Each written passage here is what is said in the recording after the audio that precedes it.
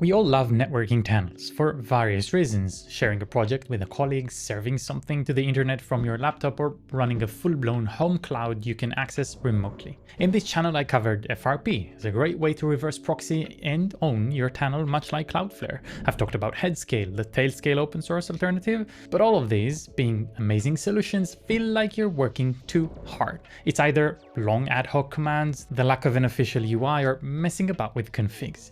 But there's another open source, which is quietly becoming one of the most popular alternatives to all of the above. It's slick, it's fast, it comes with its own UI, but far more important than all of these, it claims to do way more than just secure mesh network. It'll become both your reverse proxy and your DNS server, rewriting entries on the fly if you need it. And if you're running a home lab or any kind of network really, you probably need something. Netbird takes this pain away. It's production ready if you need things to work at scale. It's great for self-hosters, and I took it for a long spin and ended up extremely happy. If you're into a solid, battle-tested mesh network option that's built on top of WireGuard and works everywhere, you're going to love it. I'll show you how to set it up, manage, scale, secure, and maybe, just maybe, take over self-hosted services you've been running at home.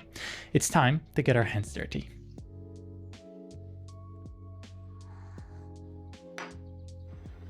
Netbird, while we describe it in simple terms as a tunnel facilitator, is describing itself as a secure access platform. It's open source, fairly popular, written in Go, and sets you up with a visual interface from the start for both setup and management. And while open source, much like Tailscale, there's a company behind it that you can use to facilitate connections by using their cloud option. I'm going on-prem here with the community edition, which will first suggest I create an account with Netbird, and this seems strange as I'm actually expecting a self-hosted server, so ignoring that for now. I've deployed Netbird as a Kubernetes server on my Homelab K3s cluster, and while this seems a lot, there are two important bits here. The Netbird server deployment, running a single container for Netbird server running its process with a mounted config file, and opening ports for HTTP and communication, where below there's a /metrics and health endpoints you can use for monitoring. The other one is the dashboard pod, looking fairly similar, just running the dashboard image by Netbird, opening HTTP for communication through the browser. For those of you who know Kubernetes, there's also a couple of services to help with internal DNS request flow, but for those of you who don't, either ignore or check my Kubernetes intro for beginners workshop below. It seems like our deployments are up. Let's give our log service a quick check. Both Dozzle here and the way I set up access to the Homelab services are videos on the channel, go check them out. Netbird seems like it's doing okay, as well as its dashboard component, so it's time for setup. The Netbird UI is ready for us to sign up, and if you find it, don't bother trying the credentials, everything's gone. Account created, and now we can sign in, and Netbird asks for a peer-to-peer network or a remote network access. This is an important concept we need to clarify. While Netbird gives you the option, the real power of WireGuard is peer-to-peer mesh network. This creates both a safe and short path connection without overloading a single server and utilizing again the power of a peer system. I covered it in more depth on the Headscale video if you want to catch that.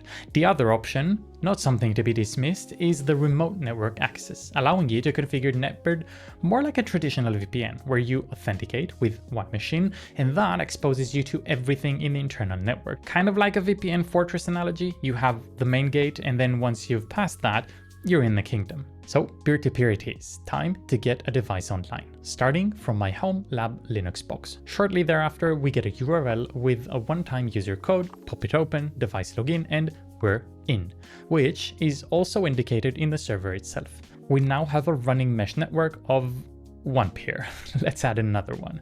You don't need to look up other clients or open source alternatives. The Netbird client for Android and iOS is right there, and as opposed to other competition, it doesn't give you the feeling it was vibe coded in a weekend by a 5-year-old. Since we're not going with the cloud option, although you totally can, I'm going to change the server and set up my own.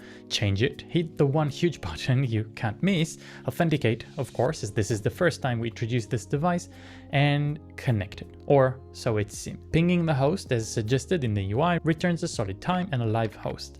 The UI also gives us the iPhone now as an added network peer, so it's time to move forward. Immediately, we're getting a nice visual of the very small network we've just set up in the Netbird control center. You will have noticed an unignorable pop-up with Netbird's offering automatic TLS and auth. It's currently in beta, and I'm pretty much happy with my own, but this definitely looks like it's going to be a one-stop shop for all my needs. Internxt, the sponsor of today's video, is a privacy-first cloud storage platform that actually fits the way we work. It's open source, end-to-end encrypted with zero knowledge protection. Much like your home storage, they cannot read your data, and that's not marketing, it's architecture. For DevOps workflows specifically, the useful part is rclone support. You can connect Internxt Drive natively or via WebDAV, so anything you're doing normally or automate normally with rclone works exactly the same way. Scheduled backups, artifact sync, config file exports from remote machines, it just slots in. They also just shipped file versioning, which is one of those features you don't think you need until you do, and reflects exactly what you've just set at home with Rust.fs. They're now offering a lifetime ultimate plan, 5 terabytes, one-time payment, no subscription. For a backup target that's supposed to just exist in the background, that pricing model makes a lot more sense than paying monthly forever.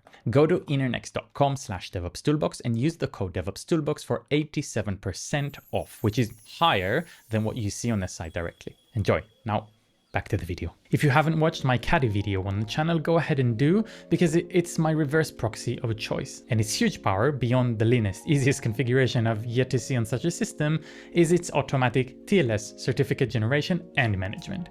It really can't get any easier than this. Now, Netbird offering the same gets me very excited. I'd now potentially be able to both handle local and remote connections, but also serve my applications with HTTPS done for me. With one caveat, well, two actually. One, it's in beta as mentioned, but secondly, self-hosters must run traffic. Now, I don't fully understand how Caddy doesn't fit here, and while I do have a warm place for traffic, the reason I went with Caddy was exactly this. So I don't think I'm going to try this right now. I'll try it soon and report back. Back to the UI, the peers section lists current nodes with addresses, groups, and client versions. You can create setup keys to let other new machines join the network by invitation. For now though, let's think about the current setup and how I can use it to access internal services. Since I picked a peer-to-peer network and my phone can see my Homelab machine, this doesn't mean it can see all services running in the K3s inside the host. This is what network routes are for, allowing you to access other networks without installing Netbird on every resource. Now, this kind of brings us back to the VPN notion I discussed earlier. If you're interested in Netbird for a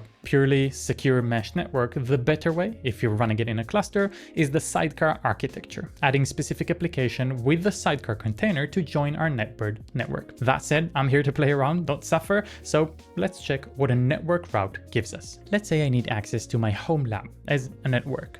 The rule would include a CIDR block. I went quite broad here, I know, for the sake of example and laziness. Once the rule is in place, we need to pick who the policy applies to. In this case, all devices on the network, and you can even drill deeper and add a posture check, which is something I haven't seen a lot or at all with alternatives. It can be blocked from a specific client version, a country, a region, the network range, operating system, even a running process on the client. This one is huge. Netbird essentially gives you remote access, but also a very detailed firewall, getting extremely specific with what policy it accepts. Sure, you can put in a range of IPs, but the drill down into actual process running or client's version covers so many attack vectors, narrowing down the space. So you just got a remote access to a WireGuard based mesh network that also handles your TLS certificates, but now functions as a mini firewall. And if that doesn't get you excited, just wait, because Netbird is about to kill yet another service I'm currently running on my Homelab. Now, we're not done with the fine-grained configuration. To our network route, we add routing peers, specifically or by a group, enable them, and then and only then we can start working. My mobile client that's currently connected, and mind you is on the cellular network to make sure I'm going through a global connection, can now go to the log service. That's only resolvable from my Homelab. Let's be even more thorough with the check. Go back to Netbird and disconnect. hit the log service again on Safari and nothing. Awesome. Now, the access to this is still done through Caddy for me. When a device is reaching Caddy coming from this address, trying to curl my log service from a remote network does not work. It resolves as expected to the private IP, which we have no access to. But this, as mentioned, is not security. It's security by obscurity. Here's me, quote unquote, hacking my own setup and how you can reach any service that runs the same funny hide and seek game. It's not even an effort. Make curl resolve the IP to the public IP if you found it and head on to the service again. And what do you know? I'm connected. TLS handshake gone through and Dozzle is served on a plate. Now there's two ways to go about this as we mentioned. One, going to Caddy and protecting the entry, finding the local IP only as the access point for this service. Once that's done, we can repeat the same process. Still can't figure the internal IP, but resolving it using the public one leads to Caddy, which ends up getting the forbidden signal, exactly as configured. So this works, but there's an even better way, which I'll quickly draw for you instead of going deep down again through DNS settings. The white box is my home lab, with Caddy served internally and can be accessed from the global internet. I also have a log service, Jellyfin and Netbird. Now, the current setup sends everything to Caddy that distributes the traffic to other services, including Netbird. And that's kind of a weird scenario. Netbird is a remote access gateway and also has seen a firewall and a potentially reverse proxy on its own. This should be the main access point. We send the traffic to it instead of Caddy. Netbird will allow traffic if you're coming from its mesh setup. And then and only then will Caddy forward your requests to the backend services, which brings me back to the Netbird reverse proxy option. If I can not only put Netbird in front, but also merge my Caddy setup into it, that's going to be a huge win. I'm going to wait out the beta phase and then check back in again, and please comment if that's of interest to cover. Excited to see everything visualized in one place. In the meantime, here's another major surprise in Netbird I did not expect to see. Netbird provides a, wait for it, DNS management system. Yeah, it can let you resolve local names in the private network and control access even further. To do that, you create your own name server, which is added to Cloudflare. Here, pick the peers you want to use it with, which you can then set to resolve a specific domain. Once you do that, all configured peers now have a local resolver serving DNS entries and answering queries internally. You can add a bunch of these, and beyond the familiar ones, you can use a custom name to resolve them. I think I'll stop at this point because this is going slightly off the script of this video. Those of you who have watched my Homelab videos know that I'm currently running AdGuard for this purpose. I recently moved from AdGuard, favoring my public DNS that also handles HTTPS, as you've seen in this video. But having both integrated into one place, that makes everything more accessible, easily monitored and properly resolvable with no funky games. Definitely sparks my curiosity. Comment below if covering Netbird DNS capabilities is of interest, and of course its reverse proxy setup. In the meantime, check out my DNS setup that allows me to create public entries on the fly without having to bind them with any public IP, using DNSimple and a Caddy trick. Thank you for watching. I'll see you on the next one.